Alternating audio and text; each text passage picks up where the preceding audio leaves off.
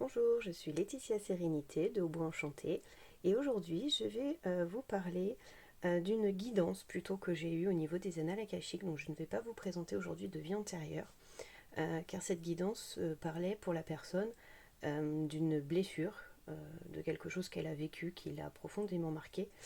Et donc je vais directement commencer par l'enseignement qui a été dicté. Donc au sujet de la force. Pour cesser de se tourmenter, il doit réparer son cœur. Il ne sera plus le cœur lisse et complet qu'il a été, mais ses blessures, une fois réparées, ne seront plus que des cicatrices, des marques du passé présentes, mais qui témoignent de sa force à se reconstruire, fort des expériences passées.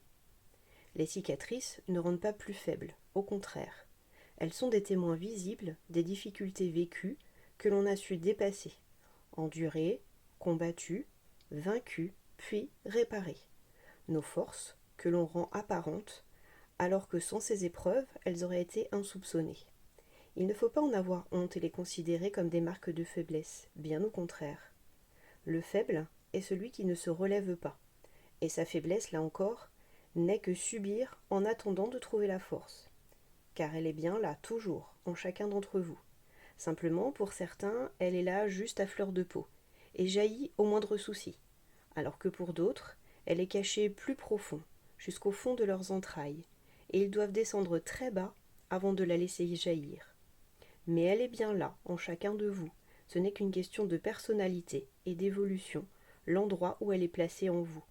Ne doutez jamais de votre force. Personne n'est réellement faible. Donc ici, les cartes que j'ai choisies pour représenter un petit peu ce texte. Donc tout d'abord, la carte de la blessure, voilà, quand on s'est senti trahi, quand on s'est senti blessé, que notre cœur a pris un coup.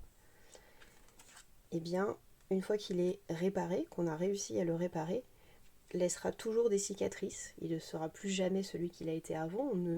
On ne retrouvera jamais l'état dans lequel on se sentait précédemment. Mais par contre, ces cicatrices, elles sont la marque de la force qu'on a eue et qui nous a permis de transcender cette douleur, de la transformer. Alors je vous avais proposé la dernière fois de vous présenter très rapidement les jeux que j'utilise. Donc là, celui que j'ai utilisé aujourd'hui, c'est le jeu Akasha d'Émilie Nicole, qui est un jeu que je trouve vraiment très beau, qui est lié aux annales akashiques pour ceux qui souhaitent avoir des petites infos sur leur vie antérieure. Donc je vous en montre juste quelques cartes assez rapidement. Voilà. Je le trouve vraiment parlant, très intéressant. Voilà, je vous souhaite une bonne semaine.